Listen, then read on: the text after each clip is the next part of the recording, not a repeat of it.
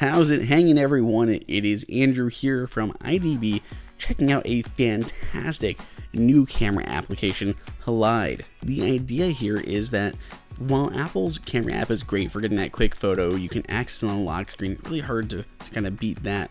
But Halide is doing their best to make a really simple and easy to use pro photo application that makes it really easy to jump between stuff like manual and autofocus and jumping into those pro controls. The app is very gesture based, which is nice because the more you use it, the more it starts to become kind of just fluent, just jumping around the app. So here we are. It's very minimalistic, though we do have those menu bars all along the top.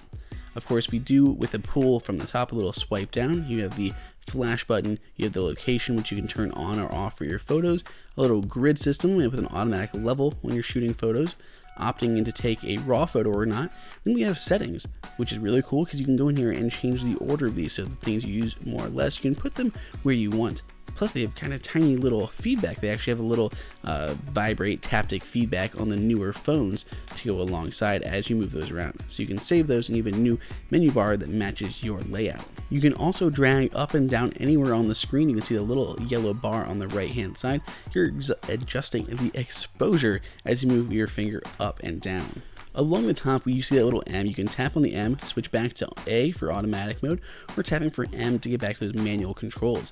You have things like white balance, which is right now set on auto. You have a little histogram you can show in the corner, which is one of my favorite features. I love seeing a little histogram. I have that put up in my Nikon all the time, so it's really great to see it here. You can manually adjust that ISO. It gives you the number and a little spinner on the bottom. Turn off both of those guys. We have the white balance, like I mentioned before. Obviously, there is sunlight, there is shade, there is fluorescent lights, all the standard ones that you would see as far as white balance goes. And of course, the button on the right just flips the camera around. Hi everybody. So just flips the camera back around for selfie mode, tap it again to go to forward facing. Another of my favorite features here on the right hand side is this automatic versus manual mode.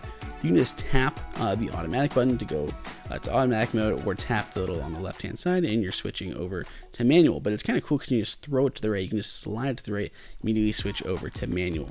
So really cool to jump between the two of those. But we can also do a little bit more. Let's tap on our photos here. You can quickly review the last few photos that you've taken. Shows if it's JPEG and a few of the other settings along the bottom.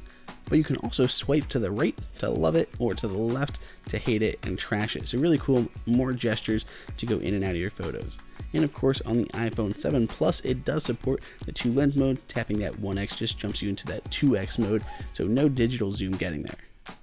If we talk about focus again, you can again swipe back and forth for your manual focus, but we also have a thing called focus peaking. You can see that little dial there on the left. A little bit hard to hold my phone, but you can see the photo actually start to get red on it, and the more in focus everything get, the more things are going to show up in red, because it's going to show basically what is in focus and what isn't in focus. Focus peaking is something that I've rarely seen on some of these pro applications on the iPhone, so it's a really nice feature that they've added here. It makes it really easy to see what is going on. So if you're looking to pick this up, you should definitely do it now because it is on sale for a very limited time. There's a link below in the description to hopefully make it a little bit easier for you. So let us know what you think of Halide and how it stacks up to your other favorite camera apps down below in the comments. Otherwise, I'd love if you could go ahead and click on that big subscribe button. And until next time, this is Andrew for IDB.